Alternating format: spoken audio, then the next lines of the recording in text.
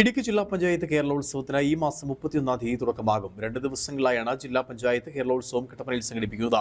പരിപാടിക്ക് മുന്നോടിയായുള്ള സംഘാടക സമിതി, സബ് കമ്മിറ്റികൾ എന്നിവയുടെ യോഗം കട്ടപ്പന നഗരസഭയിൽ ചേർന്നു.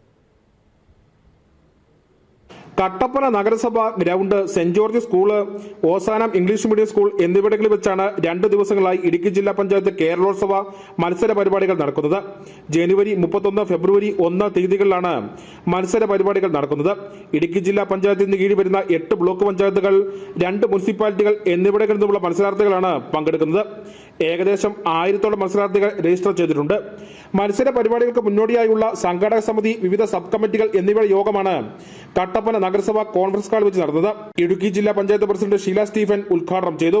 കഴിഞ്ഞ ദിവസം ഒരു ജില്ലാ പഞ്ചായത്തിൽ നിന്ന് എഫ്ഒ അടക്കമുള്ള ഓഫീസർമാരൊക്കെ കൂടെ വന്ന് SSും അവരെല്ലാവരും കൂടെ വന്ന് നമ്മൾ സ്ഥലങ്ങളെല്ലാം കാണുകയും അത് ഏതൊക്കെയാണെന്ന് തീരുമാനിക്കപ്പെടുകയും അതനുസരിച്ച് കാര്യങ്ങളെല്ലാം നീക്കിയിട്ടുണ്ട്. ഇനിയിപ്പോൾ 31 കൊണ്ട് ഇത് പരമാവധി നമുക്ക് വിജയിപ്പിച്ചെടുക്കുക എന്നുള്ള യുവജനക്ഷേമ ബോർഡ് ജില്ലാ ഓഫീസർ ശങ്കർ M, ജില്ലാ പഞ്ചായത്ത് സ്റ്റാൻഡിംഗ് കമ്മിറ്റി ചെയർപേഴ്സൺമാരായ Shiny Saji, Shiny Reji, sports council secretary Shaji, ജില്ലാ പഞ്ചായത്ത് ഫിനാൻസ് ഓഫീസർ ജോബി തോമസ് എന്നിവർ നേതൃത്വം വഹിച്ചു.